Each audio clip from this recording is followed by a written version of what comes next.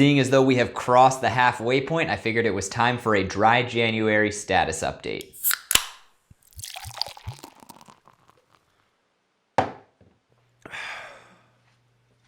Cheers, y'all. How's it going? I just want to kick off this video to say how awesome it has been seeing everyone's comments, reaching out on YouTube and Instagram, everyone who is participating in Dry January this year. I think it is awesome. As I've said in the past, I love the Dry January challenge. It's something that I look forward to every year. I think it is a great way to kickstart, jumpstart your year. So I'm so happy to see so many others participating as well. So if that's you, if you are joining us for Dry January this year, let me know down in the comments below and let me know how it's going. So far, it's been all good things, but love seeing those comments come through. That being said, we are just crossed the halfway point in January. So I just wanted to do a quick check-in, especially because so many people are joining me this year. Just wanted to let everyone know how it's going. I've been responding to the comments, but figured I'd do something a little bit more public, a little bit more official. As a reminder, I'm participating in the Thirst for Knowledge podcast Dry January challenge, which involves obviously the sobriety piece throughout the entire month of January, but also involves setting a physical, a mental, and a nutritional challenge for yourself. So just as an overview for the challenges that I've set for myself, for the physical piece, outside of just running, I am focusing a lot on my strength and my mobility.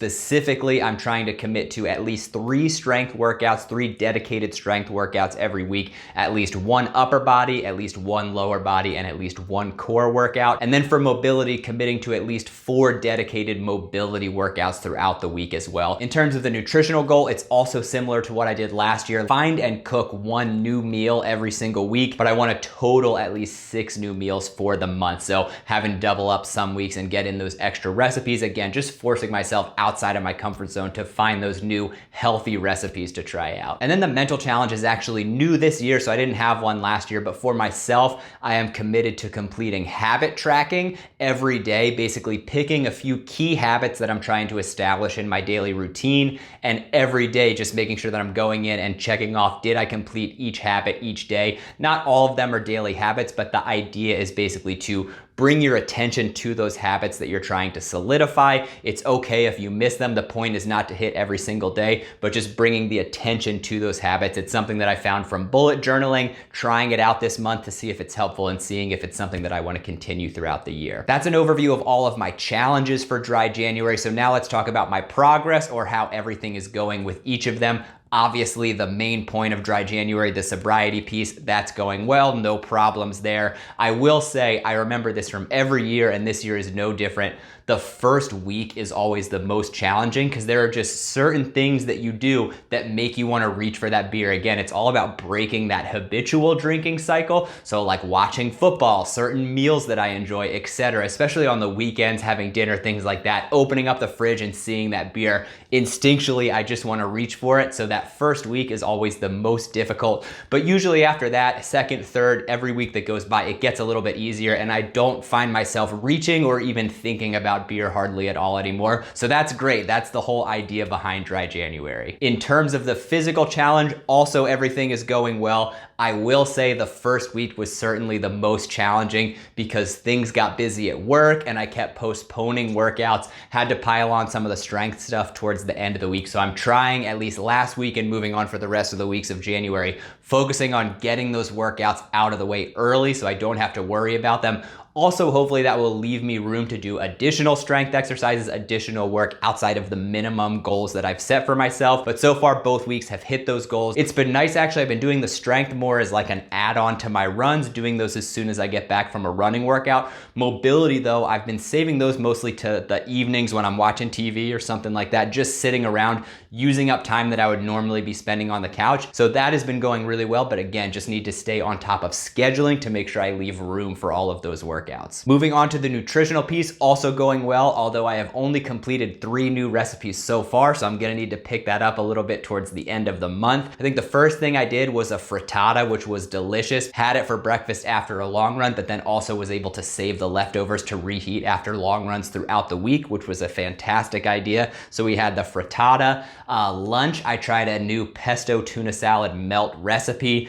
Also fantastic, very delicious, and very filling. And then this week, yesterday, I just made sweet potato Belgian waffles, which was also fantastic. Using mashed sweet potatoes as one of the main bases for the batter for the waffles. Incredibly delicious with a little bit of cinnamon and sugar. I know we're trying to be healthy. I'd like to say it's in my running cookbook, so I am counting it as a healthy recipe, but man, that was delicious. Also made enough to freeze to hopefully reheat when I have some workouts later on throughout the week as well. So nutrition is good, and then last but not least, the mental challenge as well. The habit tracking is also going very well. I have, I think, 6 or 7 habits that I'm tracking. Again, not all of these are daily habits, just things that I want to make sure that I'm paying attention to every day and scheduling throughout my week. Basically, the way it works is I have like a 31-day calendar or checklist for each one of those habits, and at the end of every day, I kind of go in and check off which ones I did. And it's nice to kind of track the trends, see which days I'm on top of different habits,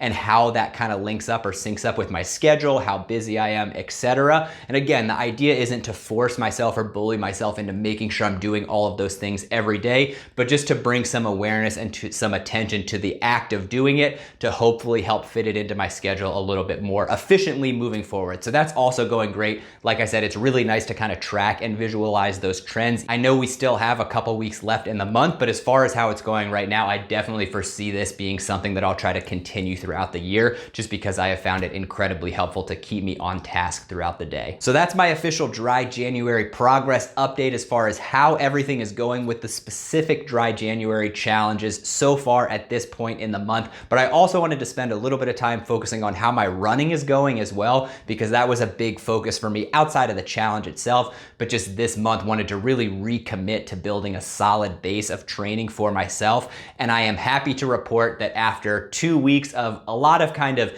endurance runs and recovery runs, a lot of slower paced, easier runs, after this morning's run, I just crossed the 60-mile mark for this month's running. That is further than 5 of the last 6 months of running that I've had. So I feel great that I'm already at this stage of the game, just a little past halfway through the month. I'm feeling really good. My legs are feeling good. I definitely have the aches and pains that I'm used to during base building phases of my training when I'm starting to increase that mileage, particularly in my shins. Anytime I do a significant mileage increase, you got to be really careful, because I know a lot of people suffer issues with shin splints. Luckily for me, knock on wood, I've never had significant issues with shin splints, but I do just kind of get a tenderness or a burning in my shins anytime, like I said, I'm making significant increases in my weekly mileage. That being said, it has not been anything too concerning. Again, it's a sensation that I'm used to. It just means I need to spend some extra time stretching out, especially my calves, rolling out the insides of my shins kind of under the bone there. I find really helps.